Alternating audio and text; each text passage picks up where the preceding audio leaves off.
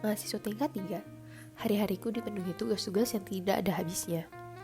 Aku stres dengan kegiatanku saat ini, tapi sebenarnya masalah utamaku bukan itu, melainkan Cak, jalan yuk, MTSing biar gak stres sama tugas. Udah dulu deh. Cak, Dinda minggu depan ulang tahun loh. Dia ngajak anak kelasan buat makan-makan di rumahnya. Ikut yuk. maaf ya, aku gak bisa ikut karena ada acara keluarga.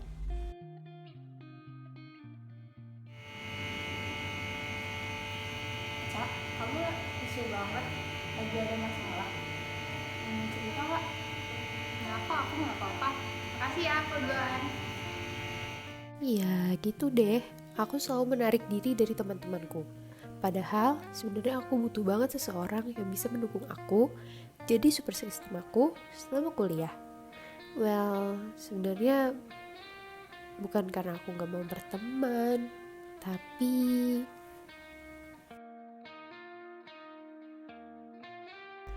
Kamu tahu nggak sih, Cak, si Ai ada masalah keluarga. Dia down banget, kamu nggak tahu.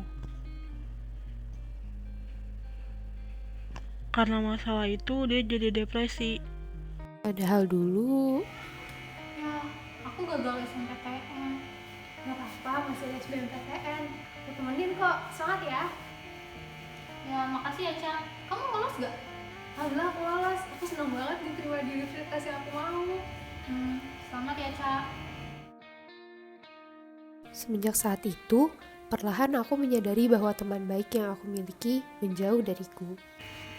Teman kamu Ai kemana, Cak? Kok gak pernah main ke rumah lagi? Iya, sibuk, Bu. Puncaknya adalah ketika selesai acara kelulusan di sekolah kami. Aku ingat, saat itu aku berusaha memaksa Ai untuk berbicara mengenai masalah kami. Aku tidak berani menemuinya secara langsung, sehingga aku hanya melakukan personal chat. Ai, maaf mengganggu. Aku hanya ingin bertanya, apa yang terjadi di antara kita sampai kamu menjauh dari aku?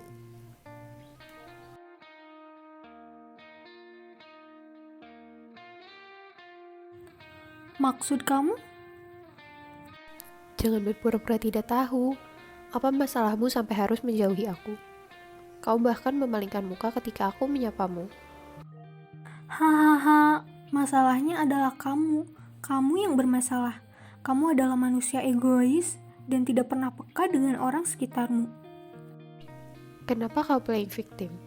Aku yang menjadi korban di sini. Ketikanmu sangat keterlaluan dan menyakitiku. Korban, kamu adalah pelaku sebenarnya, Cak. Menyakitkan, itu adalah fakta. Kamu sangat egois dan sombong. Kamu bahkan tidak pantas untuk berteman dengan siapapun. Aku sangat menyesal pernah berteman dengan kamu. Kamu pantas untuk ditinggalkan. Jangan balas lagi, karena setelah ini aku akan blok nomormu. Percakapan terakhirku dengan Ai membuat aku menjadi susah berteman dengan orang lain. Aku merasa tidak pantas, dan aku merasa semua orang akan meninggalkanku karena aku egois dan sombong, sama seperti yang Ai lakukan padaku. Aku capek. Aku sedih karena tidak punya teman. Aku butuh seseorang untuk mendengarkan ceritaku. Aku harus cerita dengan siapa? Sepertinya aku harus menghubungi seorang konselor. Oh, ini dia yang aku cari. Aku coba hubungin deh.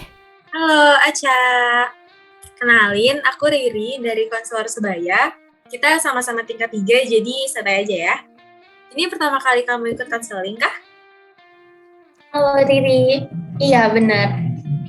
Oke, kalau gitu udah siap nih buat cerita.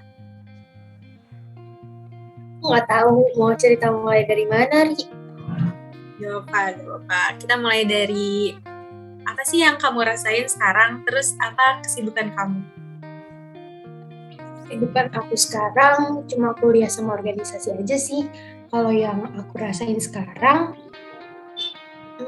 aku ngerasa aku butuh seseorang yang bisa jadi tempat aku bersandar, tapi aku takut buat mulai berteman lagi.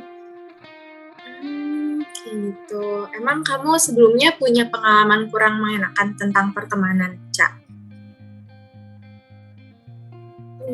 Jadi dulu pas SMA, aku punya sahabat. Udah deket banget, kemana-mana kita bareng. Susah seneng kita bareng. Sampai akhirnya pas mau lulus itu, dia tiba-tiba ngejauhin aku. Dia bilang, aku terlalu egois, dan akhirnya dia pergi. Beberapa waktu yang lalu, dia ada masalah, sampai dia depresi. Aku masih menyalahkan diri aku karena waktu itu aku nggak ada di sana, bahkan aku tahu keadaan dia aja dari orang lain.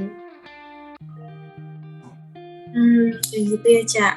Pasti berat ya ngalamin itu sendiri, apalagi bertahun-tahun gitu. Dan kalau misalnya aku ngeposisiin jadi kamu juga, kayaknya belum tentu gitu aku bisa ngelewatin itu ya sebaik kamu sekarang gitu. Jadi kamu udah keren kok, Ca, untuk menghadapi itu. Terus sekarang perasaan kamu gimana lagi tentang hal itu, Ca? Ya, aku jadi takut aja buat deket lagi sama orang baru. Jadi kamu ngerasain konflik batin gitu lah ya setiap mau ketemu lagi atau deket lagi sama seseorang ya, Ca? Iya, Itu kayak perasaan takut ditinggalkan atau gimana, Ca? ya aku takut ditinggalin lagi. Boleh tahu, apa sih yang paling bikin kamu takut banget gitu untuk ditinggalin? Karena temen aku pergi gitu aja. Aku takut kalau nanti aku udah berteman dengan orang baru, aku udah percaya sama orang baru, orang ini akan pergi lagi sama kayak dia pergi. Dan akhirnya aku jadi menyalahkan diri aku sendiri lagi gitu. Dan akhirnya aku ngerasa bersalah lagi kayak sekarang. Tapi kalau misalnya sekarang, selain kamu masih ngerasa penasaran, kamu pengen balik lagi juga kayak dulu atau gimana, Ca? Ya harapan untuk balik kayak dulu ada ya. Aku mau balik lagi, mau banget balik lagi kayak dulu, punya sahabat kayak dia lagi gitu. Tapi aku ngerasa kayaknya aku nggak worth it deh. Itu jadi bikin aku takut buat balik lagi. Jadi ya setidaknya kalau sekarang aku mau ada kejelasan kali ya. Kira-kira bisa nggak sih kita balik kayak dulu? Tapi aku takut sama jawabannya. Nah, kamu kan udah tahu ya kamu pengennya apa gitu. Kamu pengen nanya kejelasan.